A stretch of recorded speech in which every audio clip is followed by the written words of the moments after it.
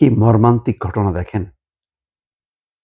Saudi আরবের রিয়াদের একটি সোফা কারখানায় আগুন লেগে ১৭ জনের মধ্যে ১৬ জনই শেষ। এবং বিবিসি রিপোর্টে দেখছি যে এই সোফা কারখানার মালিক এবং শ্রমিক ওই ১৭ জনই, এবং তারা নওগাঁর একটি উপজেলারই অধিকাংশই বাসিন্দা। বোঝা যাচ্ছে কোনো একজন হয়তো ১ম সেখানে যায়, তারপর এক, এক করে তার এলাকার লোকজন নিয়ে এসে সেখানে তারা নিজেরাই সোফা তৈরি করে এবং আ বিক্রি করে মালিক। শেষ হয়ে গেল নিমেষে। কতগুলো পরিবারের স্বপ্ন শেষ। করুণ দেখলাম যে ২ ভাই মিলে আপ্রাণ চেষ্টা চালাচ্ছিল। জানেন তারা নিশ্চিত মৃত্যু।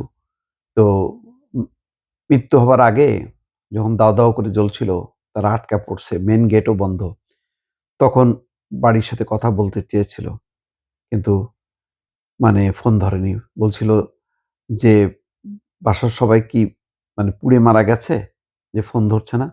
মানে চিৎকার করে বলছিল আরকি যে, "কেন ফোন ধরছে না?" তো এই কাহিনীগুলি যখন পড়ে ভেতরটা খুব কষ্ট লাগে। এবং একজন দেখেন আম কি অলৌকিকভাবে বেঁচে গেছে, যে সে সিগারেট কিনতে বা আনতে আ বাইরে গেছিল। যে উম নিহতদের মধ্যে আত্রাইয়ে ১৩ জন। আত্রাই, নওগাঁর আত্রাই ১৩ জন।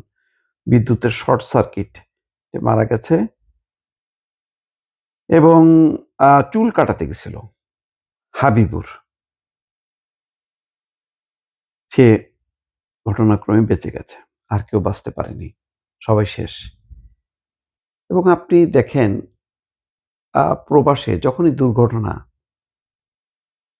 এই ক্ষেপণাস্ত্র ছুটছে ইরান থেকে কাতারে, কুয়েতে, মারা যাচ্ছে, আহত হচ্ছে, বাংলাদেশী আছে। সাগরে অভিবাসী যে সাগর পাড়ি দিতে যেয়ে ডুবে মারা গেছে, বাংলাদেশী। আটক হচ্ছে, বাংলাদেশী।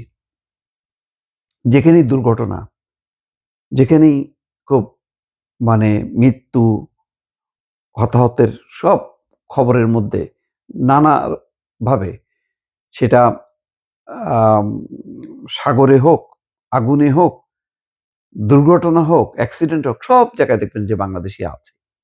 এমনকি যখন নাকি ধরপাকড় হচ্ছে, কি মালয়েশিয়া, কি সৌদি আরব, অমুক জায়গায় বাংলাদেশীরা আছে। তার মানে কি পরিমাণ বাংলাদেশের মানুষ সাধারণ কর্মী হিসেবে বিভিন্ন দেশে আছে এবং তারা কাজ করছে।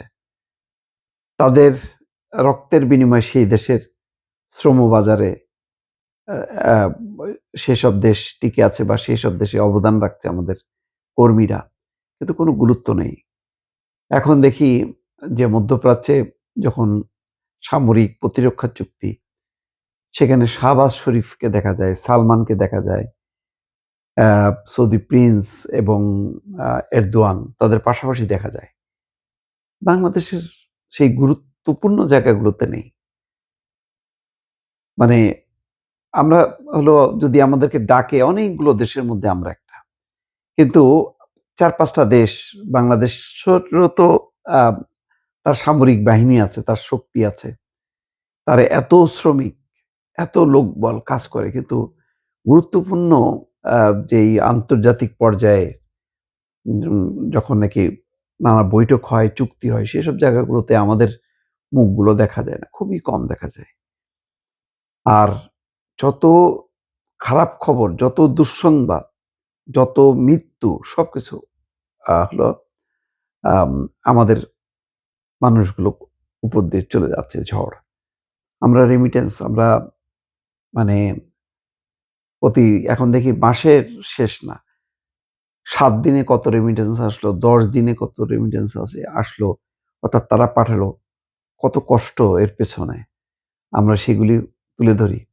কিন্তু এই শ্রমিকদের জন্য, এই কর্মীদের জন্য বা এই কর্মীদের সুবাদে আস্তে, আস্তে যে আমরা একটা গুরুত্বপূর্ণ অবস্থানে যাচ্ছি, সেই সুখবরগুলো কিন্তু আমরা পাচ্ছি না। শুধুই নেগেটিভ খবরের মধ্যে আমরা ভাসছি। এই পরিস্থিতির উত্তরণ কবে কিভাবে হবে আল্লাহই মালুম।